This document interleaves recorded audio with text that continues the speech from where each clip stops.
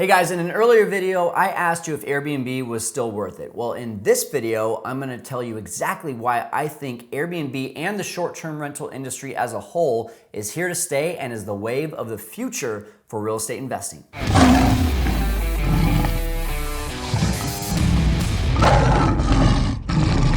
All right guys, before I give you my 8 reasons of why I think this industry is here to stay, I really wanna help you understand why I'm making this video, because here's the deal. Most people who don't understand Airbnb and the short-term rental industry think that this is a volatile industry. They think that it's gonna go away, that it's gonna get shut down. And why do they think that? Well, mainly because bad news travels fast. As soon as you Google Airbnb, aside from seeing Airbnb.com on the front page, you also see, bad neighbor or Airbnb shootout or that kind of stuff. And that's just because those are the 0.01% of what actually happens in Airbnb is what's gonna travel the fastest on the news. But here's what we've also seen is that Vegas shut down and now they're opening back up to Airbnbs. Atlanta was threatening to shut down, and then because of this wave of people in the city coming there and saying, hey, no, you can't shut this down, this is literally going to hurt our economy, and guests as well saying we want Airbnbs.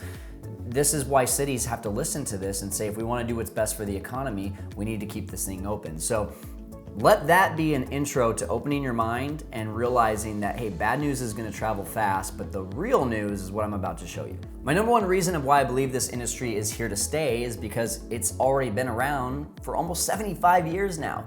That's right, Airbnb just came about in, right around 2008. VRBO was before that. And way before that though, in the 1950s, you could find short-term rentals and vacation rentals in cutouts on a newspaper. So if it's been around for that long, it's probably gonna keep on growing, right? And the number 2 reason is just look at the numbers. The numbers don't lie. When it comes down to this industry, you can look at Hilton, which is a hotel, and it was built up since the late 1800s to back in 2018, it was worth over just $18 billion. Airbnb came about in 2008. By 2018, it was worth over $30 billion.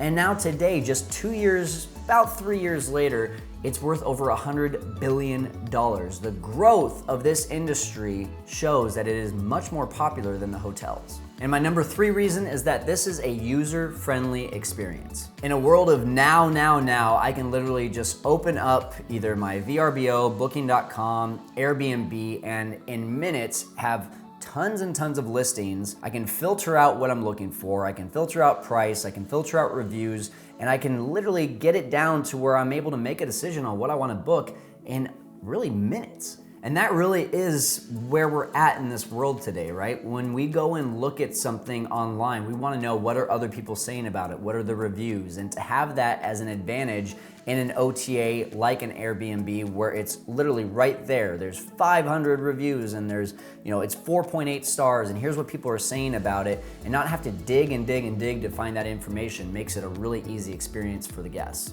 Number 4, it's more personable. So when I book an Airbnb, I'm booking with a human being. I'm booking with a person. I can actually ask that person straight up, what am I getting? What can I expect? And that person, more times than not, has either lived in the house or maybe even currently lives in the house and just rents it out when they're out of town. So these people care about the condition of their home, whereas if you go to a hotel, sure it's clean, sure it's nice, but you kind of feel like you're just being thrown into as a number in a big hotel, and there's no personal care, there's no personal touch to it. So this is one of the biggest things that people are looking for in today's world, is that personal touch. Number 5, it's unique. From mansions to trailers to dome homes to earth homes to literally anything you can think of, you can book it on an Airbnb or a VRBO. And I think for this reason alone, you're going to see people booking Airbnbs way more than anything else in the future. One of my friends, he actually has a Disney themed Airbnb. It's got 10 rooms that he's putting up right now in Orlando. He's got Harry Potter rooms, Star Wars rooms, Disney princess rooms all over the place. Can you think of a hotel where you can get 10 different rooms for your entire family that all are a different, unique experience?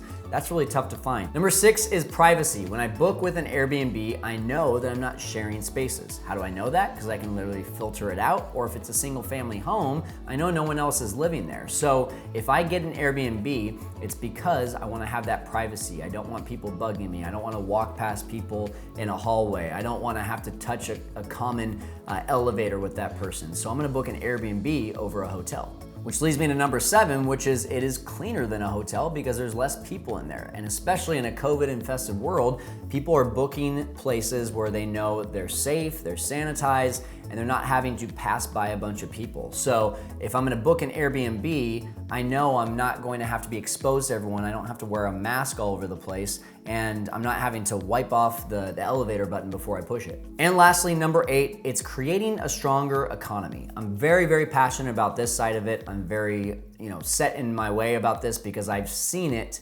all the way through all the markets that I've been in. And one of the best things about this is it's literally creating jobs and creating income for people that would not usually have an opportunity to do so. If I'm a host and I own a house, that house was maybe one that I never thought I could make money with, or I could only make a little bit with. If I rent it out on Airbnb, I've suddenly created an income that's significant to myself and my family, and that's going to allow us to do more things, go to more restaurants, and book more travel and go and do things that we typically weren't able to do before.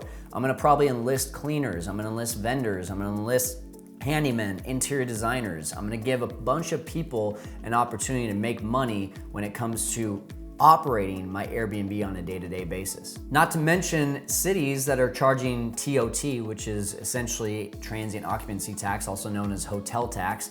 Those cities are making money. So if I'm a city and I'm making money, let's just say, for example, Phoenix, Arizona has over in its greater metropolitan tens of thousands of Airbnbs.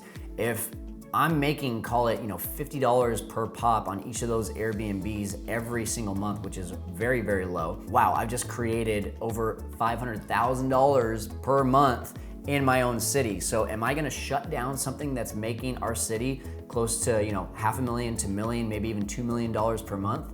I don't think so. So if you're like me and you believe that Airbnb is here to stay, I wanna encourage you to watch the next video, which is how to get your first $1 million on Airbnb.